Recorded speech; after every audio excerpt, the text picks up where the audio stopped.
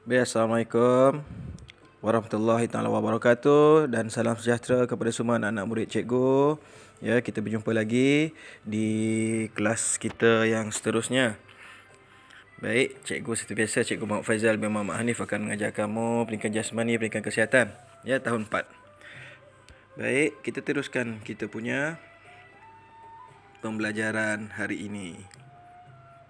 Ya, minggu lepas kita sudah pun tahu akil balik bagi laki-laki, iaitu ihtilam, keluar air mani. So, hari ini kita akan belajar tentang akil balik perempuan. Ya.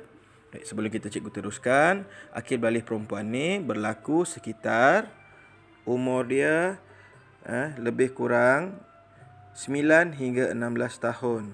Cuba tengok dekat sini. 9 hingga 16 tahun. Jadi budak-budak umur 19 tahun tu yang mana hormon dia dah sampai, dia dah apa semua, dia akan keluar awal 9 tahun. Perempuan memang keluar awal sikit daripada lelaki.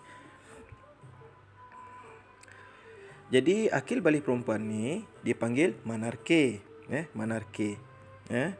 Jadi kamu dah tahu kan menarke itu adalah keluar darah haid untuk pertama kali bagi perempuan. Jadi kita teruskan kita punya pengetahuan. Apabila sudah akil balik, berlakulah perubahan fizikal. Kita dah pun belajar perubahan fizikal bagi laki-laki. Sekarang kita tengok perubahan fizikal bagi perempuan. Yang pertama kita lihat. Biasalah juga jerawat mungkin tumbuh di muka. Tumbuh jerawat. Ada jerawat. Itu yang pertama.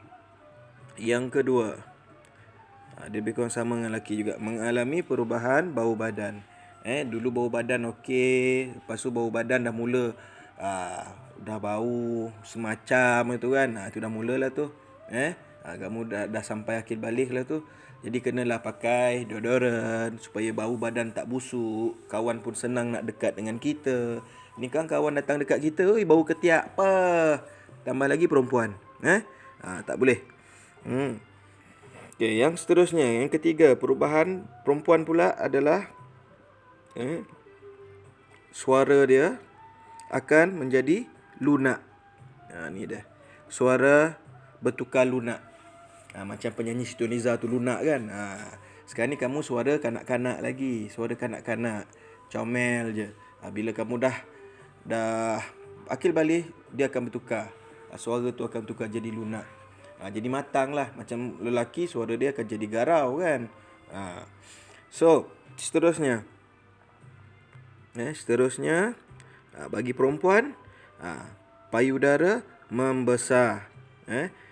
Payudara membesar. Ini normal lah. Kalau kita tengok perempuan, mak kita, semua ada payudara. Lelaki je tak ada. Lelaki dada membidang. Tapi perempuan, dia tumbuh payudara. Payudara membesar. Dan seterusnya, bagi perempuan, ni dia. Punggung melebar. Punggung tu dia melebar. Dia besar lagi. Kalau tak senam tak apa, lemak berkumpul lagi besar. Kamu tengok orang yang tak bersenam, dia akan besar. Ada tak bersenam pun ada yang tak besar. Dia ikut kepada hormon dan pemakanan. Kalau makan terlalu banyak apa semua, dia makin lebar lah perempuan. Kalau dia makan biasa-biasa, dia biasa je. Sebab lemak tu akan berkumpul kat situ. Lemak akan berkumpul di punggung dan juga di dada perempuan. Buah dada dia dan juga di punggung. Jadi kena jaga-jaga. Kalau kamu tak jaga, melebarlah dia. Dan seterusnya, tumbuh bulu di ketiak dan bulu pubis. Dah tahu pubis tu apa kan? Cikgu dah terangkan pada minggu yang lepas. Pelajaran kita yang lepas. Bulu pubis. Ketiak tumbuh. Bulu pubis pun tumbuh. Tapi dia bukanlah tumbuh yang tiba-tiba keluar darah haid, malam kang pum keluar bulu ketiak sejambak, bulu pubis sejambak. Tidak. Dia keluar sikit-sikit, halus-halus. Lama dia akan jadi banyak lah kalau kita tak jaga dia. Jadi kena jaga kebersihan. Kalau dah tumbuh tu, cabut, cukur. Okay, bulu pubis cikgu terangkan lagi sekali. Di atas kamu punya genital.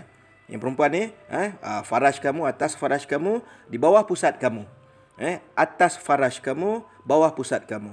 Itu dia pubis. Okey. Jadi yang terakhir, otot tangan dan kaki membesar. Kamu membesarlah, meninggi. Semua jadi besarlah, tinggi. Takkanlah dah akil balik makin kementot jadi baby, tak kan? Kita akan jadi makin lama besar, makin tinggi. Bila dah tua dia dah makin bongkok, dia dah kucup balik. Pasal apa? Nak masuk dalam tanah dah. Alright. Itulah beberapa perubahan yang berlaku dekat tubuh badan kita, lelaki, perempuan. Jadi hari ini adalah perempuan. Apabila sampai menarke, apabila sudah darah haid pertama keluar, inilah yang akan berlaku. Okey, jadi kita dah tahu perubahan. Jadi sekarang ni kita tengok apakah simptom haid. Apakah simptom haid? Jadi kita tengok simptom haid. Apa dia simptom dia? Simptom haid ni apa benda? Dekat bawah ni kita boleh baca. Dia ada bawah ni ada. Antara simptom haid termasuklah perut kembung, senggugut, muka berjerawat, mual dan loya, payudara terasa sakit, gangguan emosi seperti gelisah, murung dan cepat marah. Okey, jadi benda-benda ni janganlah kita risau. Ini normal. Sebelumnya datang haid ni simptom. Sebelum datang keluarnya haid, dia ada simptom dia. Perut kita yang perempuan ni akan rasa kembung. Dia senggugut. Nak tahu kembung macam mana, senggugut macam mana rasa, yang perempuan ni boleh tanya mak dia. Mak dia mesti tahu. Okey. Dia keluar jerawat sikit. Sebelum darah haid keluar, dia akan kenapa muka jerawat? Itu maksudnya nak keluar haid. Mual dan loya, rasa macam nak muntah. Lepas tu kat dada kita ni, perempuan ni sakit kat payudara dia, macam sakit-sakit je. Lepas tu gangguan emosi. Gangguan emosi ni janganlah kita terikut-ikut sangat. Itu pasal kita kena selalu solat supaya emosi kita tak terganggu. Yang non-Muslim tu, yang bukan Islam tu, boleh berdoa selalu supaya kita tidak jadi cepat marah, gelisah, tak ada. Kalau kita selalu solat, kita selalu yang non-Muslim ni tak selalu sembahyang, selalu berdoa, takkan jadi macam tu kan, relax je. Selalu yang jadi gelisah, murung, cepat marah ni orang yang tak solat, orang yang tak beriman. Tu yang jadi macam tu. Okey. Jadi kita dah tahu simptom. Okey. Jadi kita nak tengok, betul ke, adakah benar kita tidak boleh bersenam ketika haid? Kalau haid ni tak boleh senam, betul ke? Kita nak tengok sekarang ni, kita tengok bawah ni pula. Itu tidak benar, hanya mitos. Dia cakap bersenam dapat mengurangkan senggugut. Siapa cakap darah haid tak boleh nak bersenam? Habis kalau tak boleh bersenam, atlet-atlet kita macam mana? Atlet Malaysia lah, cerita contoh atlet Malaysia. Contohnya atlet Nicole David. Semua orang kenal Nicole David kan, squash tu kan. Habis macam mana dia nak main, macam mana dia nak jadi juara dunia.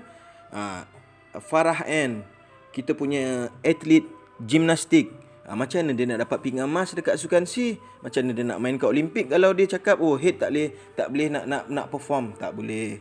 Jadi itu hanya orang-orang yang cakap mitos lah, satu pembohongan.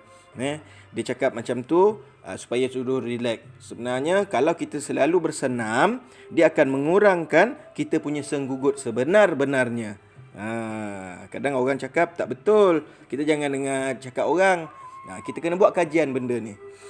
Okey, jadi cikgu harap yang perempuan dan juga lelaki faham apakah perubahan yang berlaku apabila sudah ihtilam dan juga menarke. Minggu lepas kita belajar tentang ihtilam dan perubahan. Hari ini kita belajar menarke dan perubahan bagi perempuan.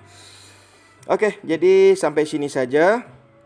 Jika kamu tidak faham, kamu boleh tanya, yang perempuan ni boleh tanya mak dia dekat rumah, dekat rumah. Dan cikgu nak kamu, anak-anak murid cikgu yang tidak faham ni, boleh hantar soalan dekat cikgu di dalam GC. Kita boleh borak dekat sana. Cikgu, saya tak faham lah. Jerawat ni apa cikgu? Cikgu, saya tak faham lah cikgu. Pubis ni apa benda, kenapa nama dia pubis? Boleh. Kalau nak tahu sebab sekarang ni cikgu bercakap, Okey, untuk kamu faham. Kalau kamu tak faham, kamu boleh ajukan soalan di dalam kelas GC kamu. Baik, sampai sini saja. Jadi pesan cikgu, jangan lupa solat anak-anak murid cikgu. Ya, jangan lupa sembahyang. So kita berdoa supaya tubuh badan kita sihat. Di samping keluarga tercinta, insya-Allah. Ya. Jadi kita akan sambung lagi pada minggu depan. Terlupa. Sebelum cikgu akhiri, soalan kita ada di dalam GC seperti biasa. Buat dalam buku PJPK. Sudah siap? Hantar macam biasalah.